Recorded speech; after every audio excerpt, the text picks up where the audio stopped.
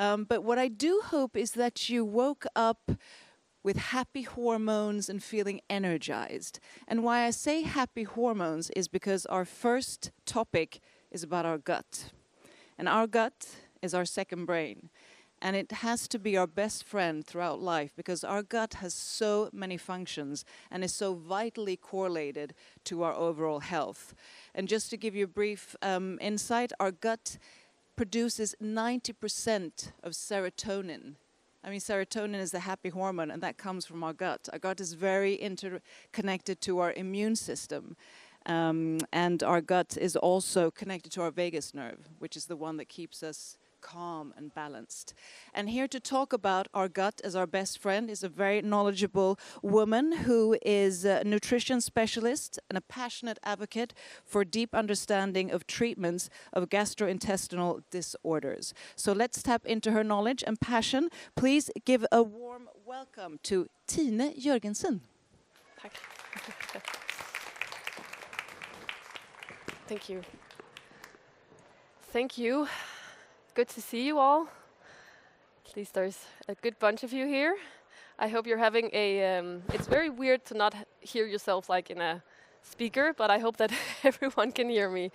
I hope you're having a good weekend so far and that this will kick off your day very well. So I feel like what I'm going to talk to you about requires a bit of an icebreaker because I am going to be talking quite a lot of shit for the next 30 minutes. So, and even though it's my favorite topic, I know that not everyone is that comfortable with this topic. So I think we'll just have to start right away. And I'm going to throw something out here. And hopefully it'll make us all feel more comfortable afterwards. Or else I'm just going to make it all worse. We'll have to see about that. But I'm going to show you this. And what you're looking at is the poop scale. It's the Bristol stool chart, so you're looking at 7 different types of poops. And I want to hear, like, by raise of hand, and don't worry, I'm not asking to let us know which poop you made this morning, but by raise of hand, how many of you know this? How many of you have seen this before? All right, a good bunch of you. So, and by raise of hand, if you dare, how many of you are actually evaluating what's coming out of you?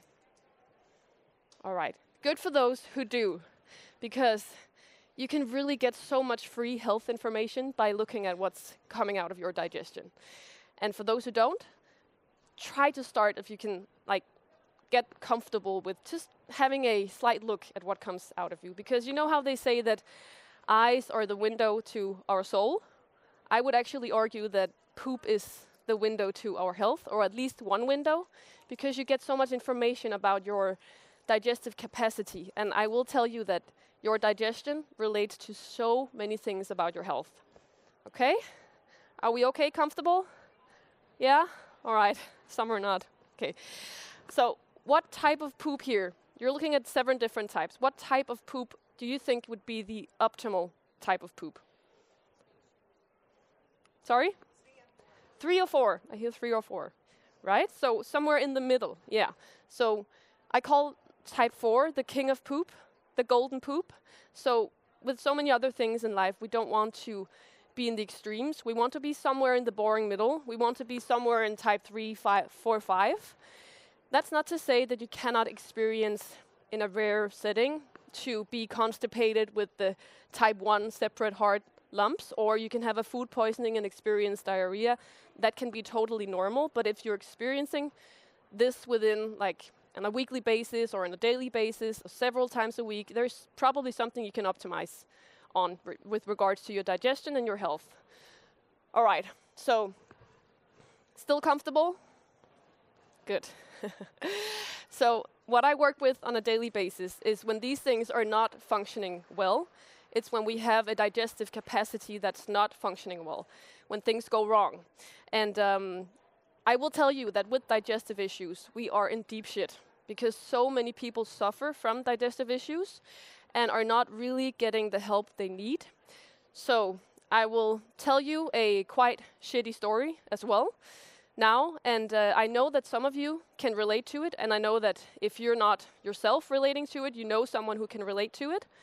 And I will tell you how I know that, but I'll need you to imagine Or maybe you don't have to imagine, but imagine that you have digestive issues. Imagine that you experience on a weekly or daily basis to be bloated, your bowel is distended, you're constipated, you have diarrhea, or you don't know how your gut is going to react when you eat certain things. You have to run to the toilet or locate every toilet in the near area every time you go out. So you're thinking, obviously something's wrong with your gut. You better go to the doctor's office to get this solved. So you go to the doctor's office and you tell him your symptoms and tell him how much you need a solution to this, because this is really decreasing your quality of life. And the doctor says, well, okay, let's run a few examinations, let's run a few blood tests, and we'll see if we can figure out what the solution is. So you wait for the results very eagerly because you need this solution. You need a solution to these issues because they are really taking a toll on you, because you have to consider those every day and you feel like your gut is controlling the things you can actually do in life. And so the doctor says, well, there's actually nothing wrong with your gut. Now, we've excluded celiac disease. That's the part where you don't tolerate gluten. You don't have that. We've excluded lactose intolerance, the part where you don't tolerate milk sugar. We've excluded that. We've excluded IBDs, that's inflammatory bowel diseases like Crohn's and colitis. You don't have that. And we've excluded bowel cancer. You don't have that. So there's actually nothing wrong with your gut. Okay? There's nothing wrong. But you go, well, I still have those symptoms.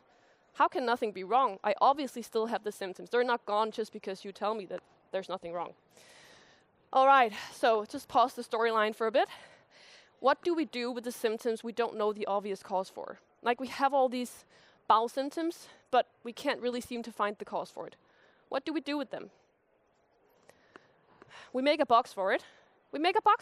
And we call it irritable bowel syndrome.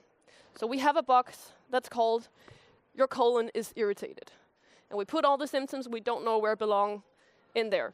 Okay? So your doctor says you have irritable bowel syndrome. You have to eat some more fiber. I bet that some of you here was told that at some point. So, and that's the reason why I know that some of you here relates to this, or someone you know, because 16% of the Danish population have experienced this story or something similar. 16% of the Danish population is put into this box, irritable bowel syndrome box. That's a lot. Let's just dive in for a bit into what is actually irritable bowel syndrome. So the Rome diagnostic criteria, that's how you diagnose irritable bowel syndrome, are the following. So you have to have recurrent abdominal pain, on average at least 1 day a week in the last 3 months, associated with 2 or more of the following. So it needs to be associated with related to defecation when you go to poop, or associated with a change in the frequency of stool, how often you poop, or associated with a change in the form, the consistency, appearance of stool. So these are the core diagnostic criteria for IBS. Nothing else. Then you can have a subtype that's more constipated or a subtype that's more diarrhea. But if you go to the doctor and your main symptom is bloating or distension, is that on the list here? No, that's not necessarily IBS. So you cannot actually just diagnose bloating or distended bowel as an IBS type. It can be a consequence of a constipated IBS type, but it's not necessarily IBS. So these are the core diagnostic criteria. So you walk away from the doctor's office and you go home and you try to eat more fiber. Maybe you supplement with Facilium husk. It's the loppefrøskaller. Maybe you drink some more water, maybe you do some more exercise. You do all these classic things because that's what you've been told is good. And yes, of course, we need those things to keep our digestive working, but your gut symptoms are still there. They're still haunting you. Nothing has changed. And how could that be? So there are many issues with this box, and I'll highlight 2 of the main issues here. And one of the main issues is that it is not enough to only exclude these 4 or 5 conditions before you are thrown into this box of the unknown. It's not enough. There's so many other conditions that could hide behind the same symptoms. And the other main issue is that there are also many different symptoms that are thrown into this box, and we cannot treat them all in the same simplistic manner. We have to treat them according to what they are. Okay? So there's always 1 or more causes behind those IBS symptoms. And The challenging thing is that we don't have a test to confirm that it actually is IBS, whatsoever that is. So it's more like saying, well, you have irritable bowel syndrome, or we cannot really find the root cause for your symptoms. But are we actually looking closely enough? Have we actually ruled out all the things we could rule out when it comes to irritable bowel syndrome? So a couple of years ago, this large systematic review and meta-analysis came out showing exactly what I see every time in the clinic, day after day, when I sit with clients. So what if something else was actually hiding behind IBS? And what this meta-analysis looked at was that they included studies on people diagnosed with IBS or actually fulfilling the criteria for an IBS diagnosis. And then they piled the percentages together for how many people would actually later on be diagnosed with something else. So initially diagnosed with IBS, later on actually figuring out something else was wrong, causing the symptoms. And the numbers speak quite loudly for themselves. So some of the common conditions they found in this meta-analysis was that 49% had small intestinal bacterial overgrowth, also known as SIBO. That's a condition where you have an imbalance in your gut microbiome. You have an overgrowth in the sort of wrong place in your microbiome so that it will disturb your digestion. 40% had bile acid diarrhea. That's a condition where you don't reabsorb your bile acids well enough, so it moves on to the colon, causing you diarrhea because your colon cannot handle that amount of bile acid. You're supposed to reabsorb that in the small intestine. 54% had lactose intolerance. Even though you saw the storyline before, the doctor had ruled out lactose intolerance. Oftentimes that's only in the genetic component that they actually look for lactose intolerant. So you're not having an actual look at what goes on in your gut right now, because you could have lactose intolerance as secondary to something else. You could have it as secondary to SIBO, for example. That would cause you to have lactose intolerance, even though your genetics will not tell you that you're lactose intolerant. So 54% would have that. 44% had fructose malabsorption. That's a condition where you're not absorbing fructose well enough, the fruit sugar compound. You cannot absorb that properly in your gut, so it stays in your gut, causing trouble. 5% had pancreatic insufficiency. That's a condition where your pancreas is supposed to produce digestive enzymes, you know, the little scissors cutting your food into small pieces so you can absorb it. If that can't do that well enough, you're in trouble in your digestion. So sometimes you see that people's capacity to produce digestive enzymes are decreased, and that will cause you digestive issues. 3% had microscopic colitis. That's an inflammatory bowel disease, where you actually have too much inflammation in your gut lining, but it's not always visible if you don't do an endoscopy and take some biopsies to look at, in microscope, to look at your cells in your gut lining. 6% would have a parasitic infection with the pathogen Giardia. That's also quite common. So it's just to say that the list will go on, but all these things can present with the same symptoms as IBS. All right? So, and will we treat all these conditions the same? No, we wouldn't, because they're totally different. So bile acid diarrhea would, just to take an example, in a case like that, the treatment would be focused on optimizing the bile flow, perhaps using some medical binders to bind the extra bile so that it won't cause the same trouble in your gut. Whereas if you have treatment for SIBO, that treatment would be focused on inhibiting the overgrowth, rebalancing the gut microbiome. So you would not get the same results from just one simplistic behavior or treatment for these things. Another example is microscopic colitis. That's an inflammatory disease, and treatment would be focused on decreasing that inflammation in the gut lining. Whereas if you have an infection, you'll focus on treating that infection, eradicating that, and rebalancing the gut microbiome again. So you wouldn't treat all these things the same. And also another thing is that when you say IBS, irritable bowel syndrome, in Danish, irritabel tyktarm, you're saying that it's supposed to happen in your colon, like the red part here. It goes around in a square. That's the colon. That's where you say irritable bowel syndrome happens. All the things I just mentioned, most of them goes on in the small intestine. So even in the name of the box, you're not even considering where things could actually be happening and going wrong. So other conditions can definitely hide behind IBS. And oftentimes we need better, more strategic, not necessarily more, but more strategic testing. All right, but I do think that there is a place for this box. I really think there is. But it's in the trash because it really does not tell us a lot of what's going on in your digestion. So, okay, so you hit this shitty IBS wall, and you don't really know you don't really know what to do. You don't feel better because you're probably not treating the root causes. So, what do? Maybe you have had all these different tests that are available for examining all these different conditions, but you're still somehow stuck. What do? So you cover all bases and basics. You make sure that you spread out wide so that you probably is going to also balance whatever is going on in your digestive tract. So instead of just thinking very simplistically on treatments for IBS, maybe we should try and consider all the mechanisms that goes wrong. So let's try and look more like holistically and approach it from a mechanistic point of view, considering the most common underlying mechanisms of most digestive issues. Because we know that no matter if we call it irritable bowel syndrome or inflammatory bowel disease or whatever the condition is, we know that some of these things goes wrong. So we do know that there are shifts and imbalances in the gut microbiome. We do know that in all digestive diseases, we see somehow some kind of imbalances in the gut microbiome. Whether that's SIBO or some other imbalance, we do see that there are compromises to the gut barrier. Your gut lining is probably not that well if you're having digestive issues. So your gut lining can become somewhat leaky, permeable, allowing a little bit too large molecules to pass through, causing a reaction from your immune system. And your immune system sits very much in your gut, but it's also everywhere else in your body. So that's how your gut is sending signals. Like if something's off in your gut, you can have symptoms otherwhere in your body, like elsewhere.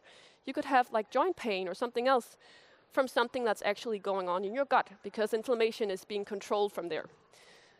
We know that there are changes in the motility of the gut. Either something goes too fast or too slowly through. Too slowly, that will cause you constipation, and vice versa, the other way around. So, or it can cause you cramps, like if your nerves and muscles are not coordinating very well in your gut, it causes your gut to cramp and makes you have pain and distended bowels. That's oftentimes off in most digestive issues. We know that there's this part that's called visceral hypersensitivity, where your gut lining is more sensitive. So you will actually feel what's going on in your gut way more. So we do know that some of these conditions can have more nerve endings entering into the gut lumen, causing you to sort of absorb more signals being sent to your brain, causing some kind of pain or disturbance or discomfort. We know that you can have inflammation in the gut lining. Yes, in IBDs like Crohn's and colitis, you can have inflammation, but you can also have a low-grade inflammation that's not being measured in the blood test, but enough for you to cause these digestive issues. So if we can try and look at it more mechanistically, try and cover all these bases, we can also cover what is going on in irritable bowel syndrome. So what's actually in our toolbox to modulate these mechanisms? What can we work with? And luckily, we can work with so many things. We have so many tools in our toolbox. We know that nutrition is very important for this. We know that if you're not getting the nutrients you need, your gut microbiome, your gut lining, nothing will work optimally.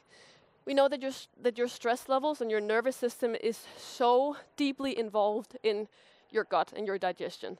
You actually call irritable bowel syndrome a disturbance between your gut and your brain, like your second brain and your central brain.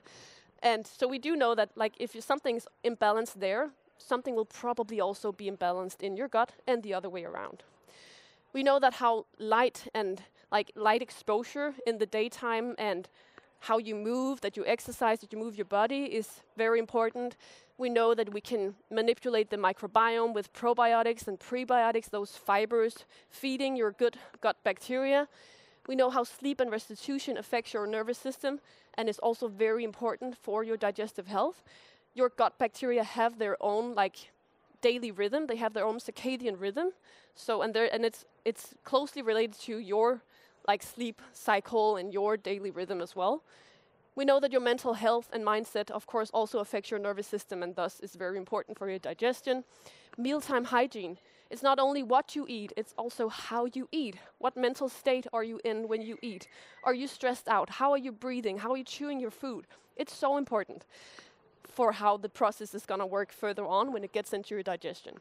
We know how meaning in life, like having a purpose and having joy in your life, is very, very, very important for your vagus nerve, like for stimulating that parasympathetic part of your nervous system. We can support with some supportive supplements, nutrients, again, probiotics and prebiotics. There are many things we can do to support the gut.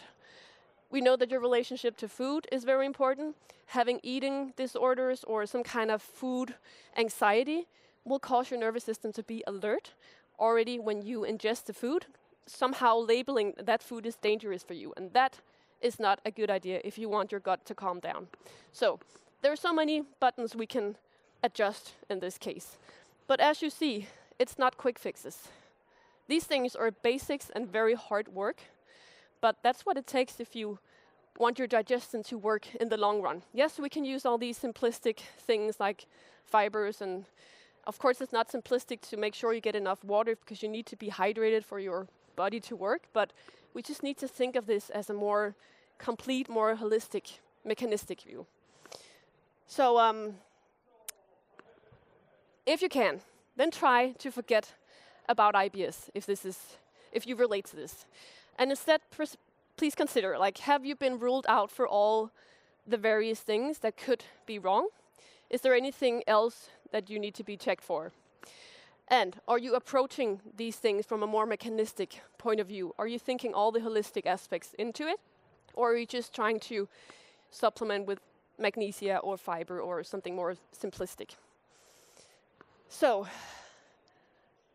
that's what I had for you today, and I will thank you for taking part in my mission, which is make pooping great again, because I know that that's possible. So thank you very much for coming.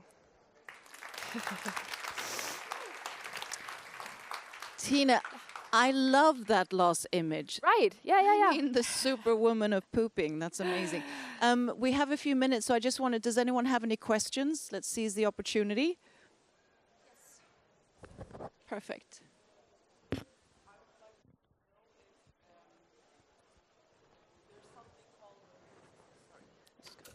Hi. I would like to ask you, I know there's this mapping called GI mapping to test out your gut health. Like, how important is that to, if you want to go into a process to find out what's wrong with your gut? Like, I have bloating for many years and no other really symptoms. So, like, should we get tested? Is it a must, or is that a good starting point, or can we do it without it, or? It's a really good question. So I do use stool testing in my practice, but I have to say that I actually use it way less than I did once, because over the years I've experienced that it doesn't always make the difference, because we can oftentimes try things out that the test would have showed anyway in a very harmless way. So oftentimes many of the treatments will cover the same basis, but I do use it every now and then, and especially in cases where you've been through a lot, you've tried everything, you have your basics covered, you are sleeping well, you are like balancing your stress levels, all these things. Then I will definitely think that it has a time and a place to measure the gut microbiome, just to see if we can figure out, well, is there anything we're overlooking? Because sometimes you can't guess what's going on. So I do think that there's a time and a place for gut microbiome testing. GI map is one of the tests that I do use in my practice as well. So I think it can be a good place to start if you're not at the beginning of your journey. Like, if you haven't done all these other things, do those things first before you move on to that kind of testing. Yeah. Thank you. Right. Any last question? Are you here during the day so they can come and approach you? Some of the day. Some of the day. Yeah. So if someone has a burning question, seize the moment. Yeah? If we're speaking about testing, like if I think of that long list, it's so weird to speak with that, of the root causes, the potential root causes, are there then tests for all of that, like SIBO and... For the list that I showed? Yeah. There would be tests for all of it, yes, yeah.